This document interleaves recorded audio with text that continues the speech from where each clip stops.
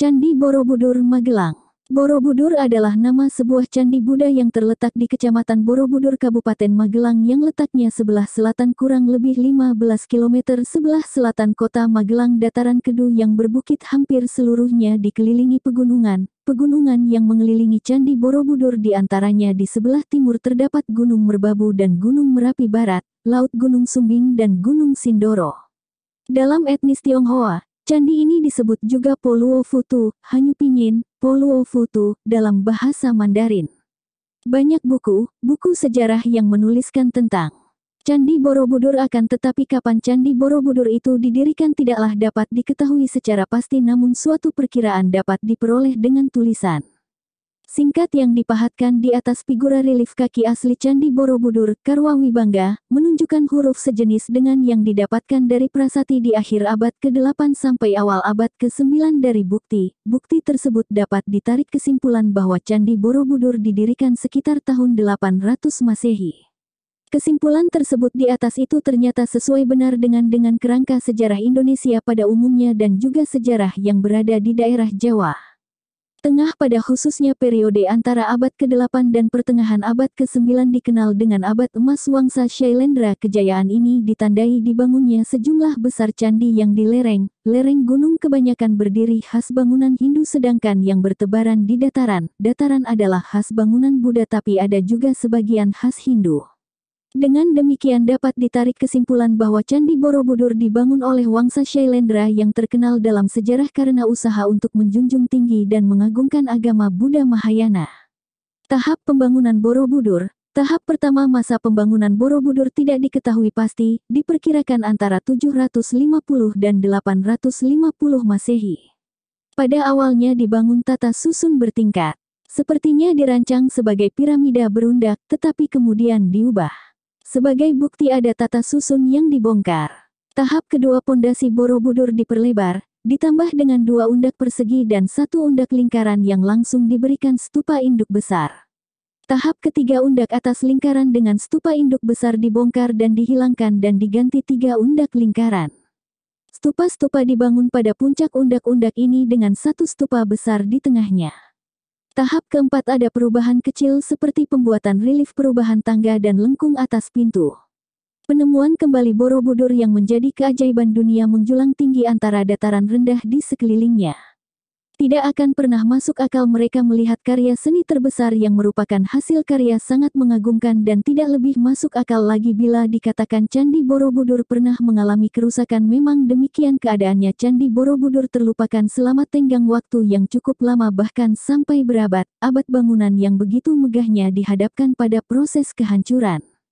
Kira-kira hanya 150 tahun Candi Borobudur digunakan sebagai pusat ziarah. Waktu yang singkat dibandingkan dengan usianya ketika pekerja menghiasi, membangun bukit alam Candi Borobudur dengan batu di bawah pemerintahan yang sangat terkenal yaitu Samaratungga.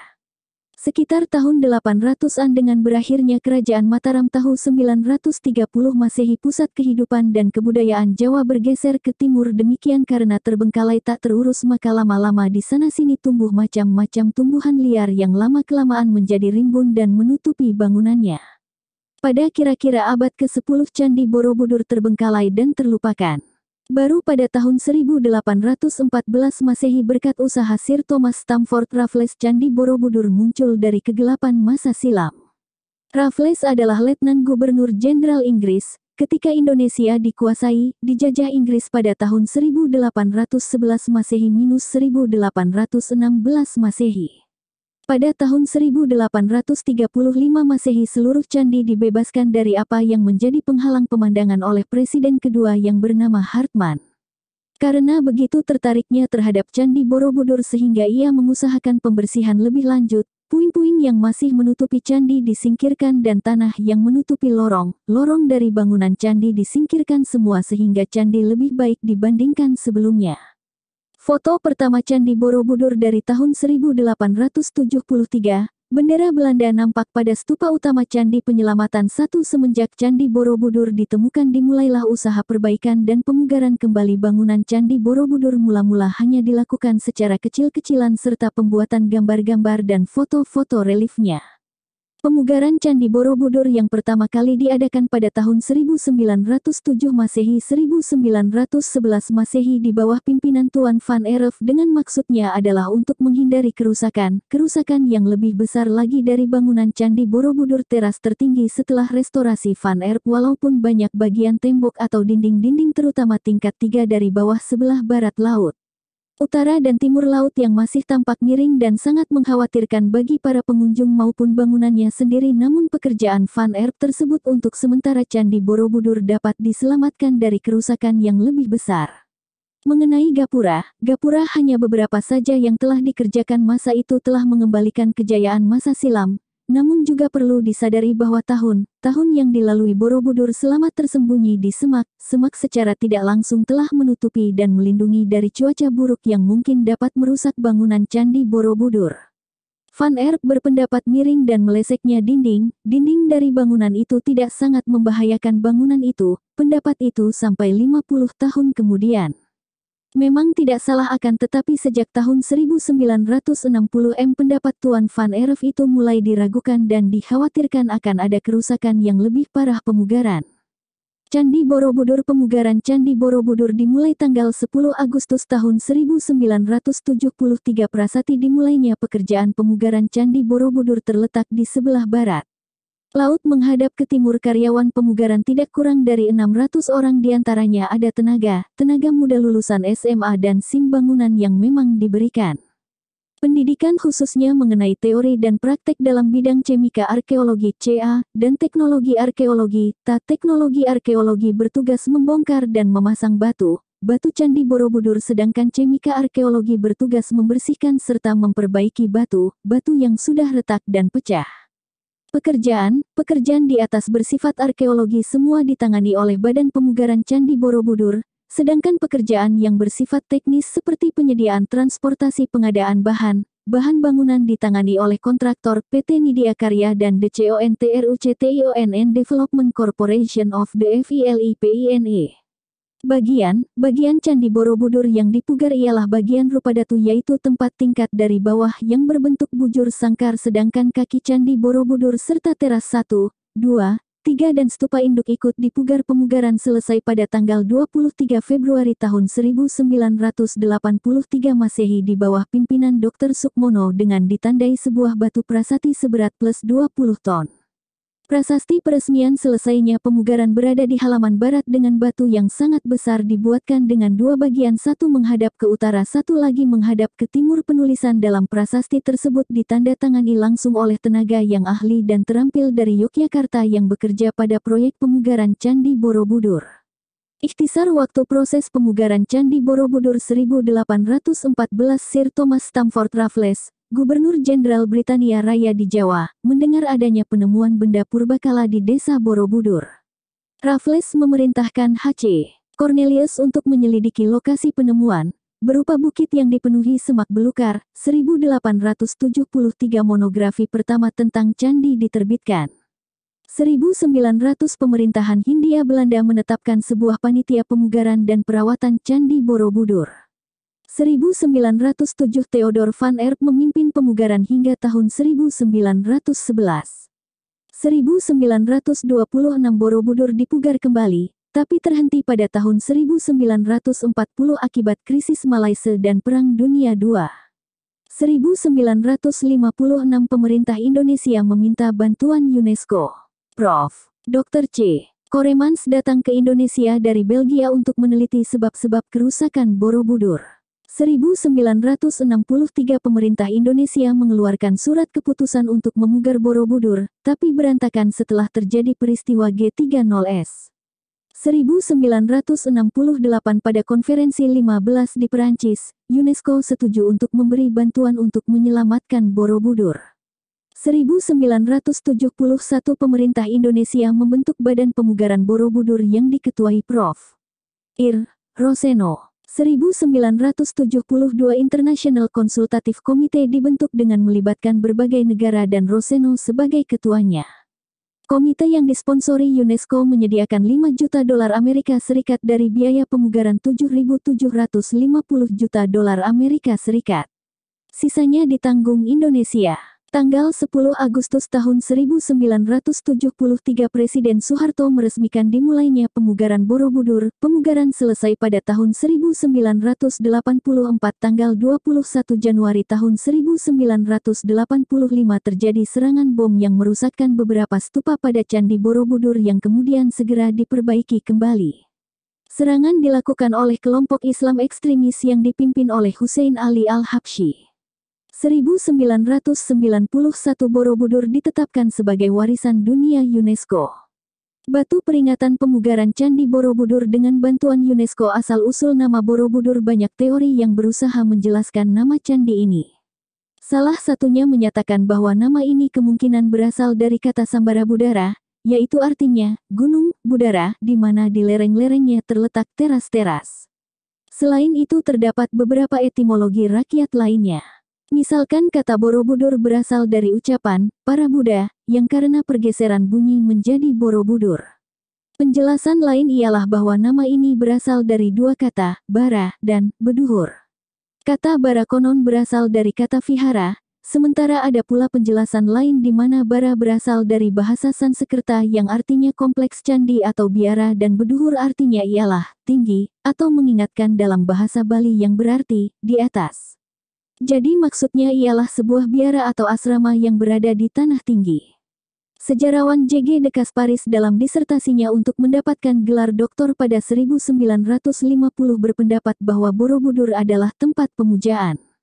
Berdasarkan prasasti Karangtengah dan Kahulunan, Kasparis memperkirakan pendiri Borobudur adalah Raja Mataram dari Wangsa Shailendra bernama Samaratungga, yang melakukan pembangunan sekitar tahun 824 M. Bangunan raksasa itu baru dapat diselesaikan pada masa putrinya, Ratu Pramudawardhani. Pembangunan Borobudur diperkirakan memakan waktu setengah abad.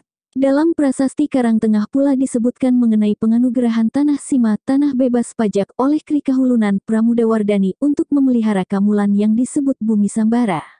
Istilah Kamulan sendiri berasal dari kata mula yang berarti tempat asal muasal. Bangunan suci untuk memuliakan leluhur, kemungkinan leluhur dari Wangsa Shailendra. Kasparis memperkirakan bahwa Bumi Sambara Budara dalam bahasa Sanskerta yang berarti Bukit Himpunan Kebajikan 10 Tingkatan Bodhisatwa adalah nama asli Borobudur.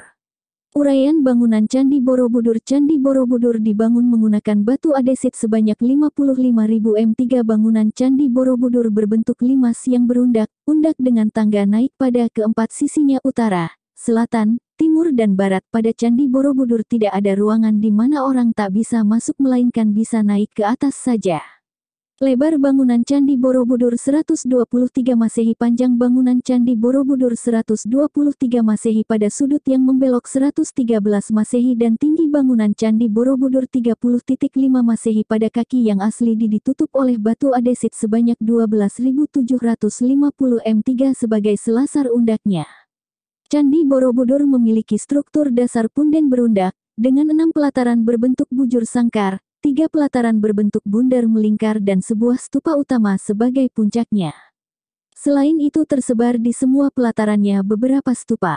10 pelataran yang dimiliki Borobudur menggambarkan secara jelas filsafat mazhab Mahayana. Bagaikan sebuah kitab, Borobudur menggambarkan 10 tingkatan bodhisattva yang harus dilalui untuk mencapai kesempurnaan menjadi Buddha. Bagian kaki Borobudur melambangkan Kamadhatu, yaitu dunia yang masih dikuasai oleh kama atau nafsu rendah. Bagian ini sebagian besar tertutup oleh tumpukan batu yang diduga dibuat untuk memperkuat konstruksi candi. Pada bagian yang tertutup struktur tambahan ini terdapat 120 panel cerita Kamawibangga. Sebagian kecil struktur tambahan itu disisihkan sehingga orang masih dapat melihat relief pada bagian ini.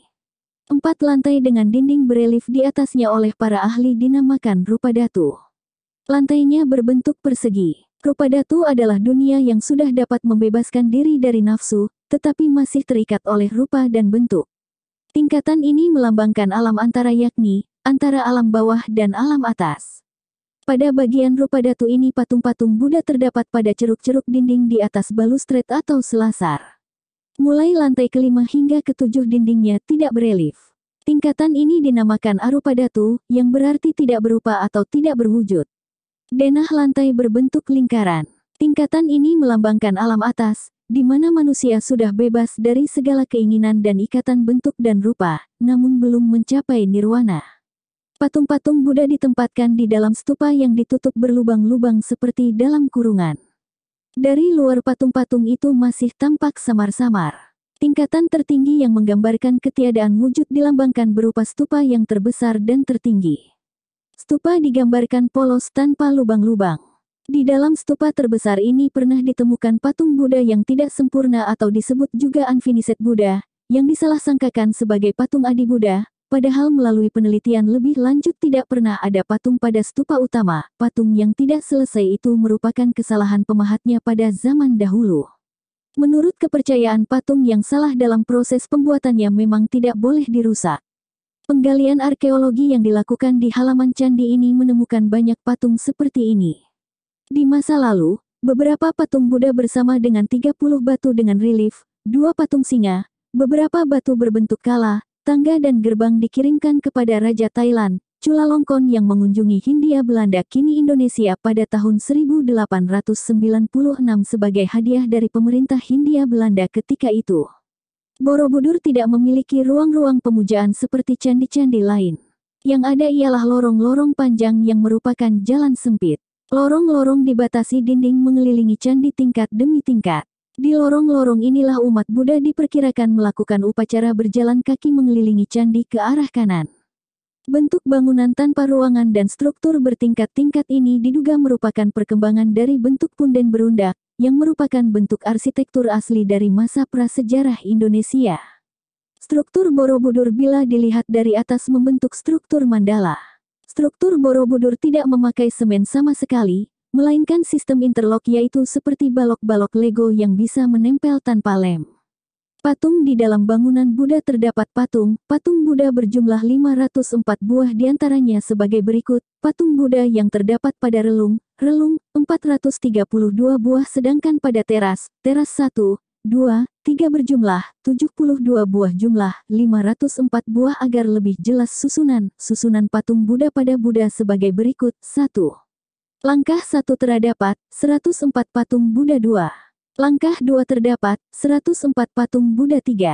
Langkah 3 terdapat 88 patung Buddha 4. Langkah 4 terdapat 22 patung Buddha 5. Langkah 5 terdapat 64 patung Buddha 6. Teras bundar 1 terdapat 32 patung Buddha 7. Teras bundar 2 terdapat 24 patung Buddha 8. Teras bundar 3 terdapat 16 patung Buddha jumlah 504 patung Buddha. Sekilas patung Buddha itu tampak serupa semuanya namun sesungguhnya ada juga perbedaan yang sangat jelas dan juga yang membedakan satu sama lainnya adalah dalam sikap tangannya yang disebut mudra dan merupakan ciri khas untuk setiap patung sikap tangan.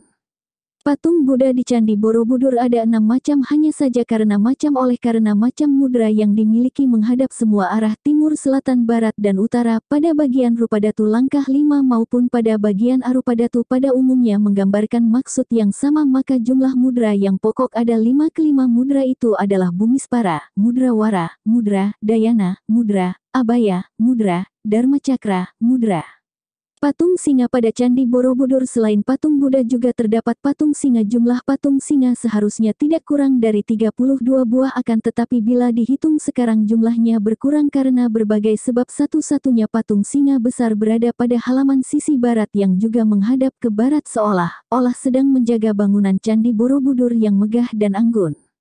Stupa induk berukuran lebih besar dari stupa lainnya dan terletak di tengah paling atas yang merupakan mahkota dari seluruh monumen bangunan Candi Borobudur. Garis tengah stupa induk plus 9.90 meter puncak yang tertinggi disebut Pinakel Yasti Cikara, terletak di atas Padmaganda dan juga terletak di garis Harmika. Stupa berlubang terawang. Yang dimaksud stupa berlubang atau terawang ialah stupa yang terdapat pada teras 1, 2, 3 di mana di dalamnya terdapat patung Buddha. Di Candi Borobudur jumlah stupa berlubang seluruhnya 72 buah, Stupa. Stupa tersebut berada pada tingkat Arupadatu. Teras 1 terdapat 32 stupa, teras 2 terdapat 24 stupa, teras 3 terdapat 16 stupa, jumlah 72 stupa. Stupa kecil berbentuk hampir sama dengan stupa yang lainnya, hanya saja perbedaannya yang menonjol adalah ukurannya yang lebih kecil dari stupa yang lainnya. Seolah-olah menjadi hiasan bangunan Candi Borobudur, keberadaan stupa ini menempati relung pada langkah kedua sampai langkah kelima, sedangkan pada langkah 1 berupa keben dan sebagian berupa stupa kecil. Jumlah stupa kecil ada 1472 buah. Relief di setiap tingkatan dipahat relief-relief pada dinding candi. Relief-relief ini dibaca sesuai arah jarum jam atau disebut Mapradaksina dalam bahasa Jawa kuno yang berasal dari bahasa Sanskerta Daksina yang artinya ialah timur. Relief-relief ini bermacam-macam isi ceritanya, antara lain relief-relief cerita Jataka. Pembacaan cerita-cerita relief ini senantiasa dimulai dan berakhir pada pintu gerbang sisi timur di setiap tingkatnya, mulainya di sebelah kiri dan berakhir di sebelah kanan pintu gerbang itu. Maka secara nyata bahwa sebelah timur adalah tangga naik yang sesungguhnya utama dan menuju puncak candi, artinya bahwa candi menghadap ke timur meskipun sisi-sisi lainnya serupa benar. Secara runtutan, maka cerita pada relief candi secara singkat bermakna sebagai berikut: Karma Wibangga sesuai dengan makna simbolis pada kaki candi, relief yang menghiasi dinding batur yang terselubung tersebut menggambarkan hukum karma. Deretan relief tersebut bukan merupakan cerita serial, tetapi pada setiap figura menggambarkan suatu cerita yang mempunyai korelasi sebab akibat. Relief tersebut tidak saja memberi gambaran terhadap perbuatan tercela manusia disertai dengan hukuman yang akan diperolehnya, tetapi juga perbuatan baik manusia dan pahala. Secara keseluruhan merupakan penggambaran kehidupan manusia dalam lingkaran lahir, hidup, mati, samsara, yang tidak pernah berakhir. Dan oleh agama Buddha rantai tersebutlah yang akan diakhiri untuk menuju kesempurnaan. LALITAWISTARA merupakan penggambaran riwayat Sang Buddha dalam deretan relief-relief, tetapi bukan merupakan riwayat yang lengkap yang dimulai dari turunnya Sang Buddha dari sorga Tusita dan berakhir dengan wejangan pertama di Taman Rusa dekat kota Banaras. Relief ini berderet dari tangga pada sisi sebelah selatan, setelah melampaui deretan relief sebanyak 27 figura yang dimulai dari tangga sisi timur. Ke-27 figura tersebut menggambarkan kesibukan, baik di sorga maupun di dunia, sebagai persiapan untuk menyambut hadirnya penjelmaan terakhir Sang Bodhisattva selaku calon Buddha. Relief tersebut menggambarkan lahirnya Sang Buddha di Arca pada ini sebagai Pangeran Siddhartha, putra Raja Sudodana dan Permaisuri Maya dari negeri Kapilawastu. Relief tersebut berjumlah 120 figura, yang berakhir dengan wejangan pertama, yang secara simbolis dinyatakan sebagai pemutaran roda Dharma. Ajaran Sang Buddha disebut Dharma yang juga berarti hukum, sedangkan Dharma dilambangkan sebagai roda. Jataka dan Awadana Jataka adalah cerita tentang Sang Buddha sebelum dilahirkan sebagai Pangeran Siddhartha. Isinya merupakan pokok penonjolan perbuatan baik, yang membedakan Sang Bodhisattva dari makhluk lain manapun juga. Sesungguhnya, pengumpulan jasa perbuatan baik merupakan tahapan persiapan dalam usaha menuju ke tingkat kebudaan. Sedangkan Awadana, pada dasarnya hampir sama dengan Jataka akan tetapi pelakunya bukan Sang Bodhisattva, melainkan orang lain dan ceritanya dihimpun dalam kitab Diwiyawadana yang berarti perbuatan mulia kedewaan, dan kitab Awadana Sataka atau 100 cerita Awadana. Pada relief Candi Borobudur Jataka dan Awadana, diperlakukan sama, artinya keduanya terdapat dalam deretan yang sama tanpa dibedakan. Himpunan yang paling terkenal dari kehidupan Sang Bodhisattva adalah Jatakamala atau Untaian Cerita Jataka, karya penyair Arya Sura dan yang hidup dalam abad ke-4 Masehi. GANDAWYUHA merupakan deretan relief menghiasi dinding lorong kedua, adalah cerita Sudana yang berkelana tanpa mengenal lelah dalam usahanya mencari pengetahuan tertinggi tentang kebenaran sejati oleh Sudana. Penggambarannya dalam 460 figura didasarkan pada kitab suci Buddha Mahayana yang berjudul Gandawyuha, dan untuk bagian penutupnya berdasarkan cerita kitab lainnya yaitu Badracari. Arca Buddha. Selain wujud Buddha dalam kosmologi Buddhis yang terukir di dinding, di Borobudur terdapat banyak arca Buddha duduk bersila dalam posisi lotus serta menampilkan mudra atau sikap tangan simbolis tertentu. Patung Buddha dalam relung-relung di tingkat Rupadatu, diatur berdasarkan barisan di sisi luar pagar langkan. Jumlahnya semakin berkurang pada sisi atasnya. Barisan pagar Langkan pertama terdiri dari 104 relung, baris kedua 104 relung, baris ketiga 88 relung, baris keempat 72 relung, dan baris kelima 64 relung. Jumlah total terdapat 432 arca Buddha di tingkat rupa datu. Pada bagian arupa datu 3 pelataran melingkar, arca Buddha diletakkan di dalam stupa-stupa berterawang, berlubang. Pada pelataran melingkar pertama terdapat 32 stupa, pelataran kedua 24 stupa, dan pelataran ketiga terdapat 16 stupa, semuanya total 72 stupa.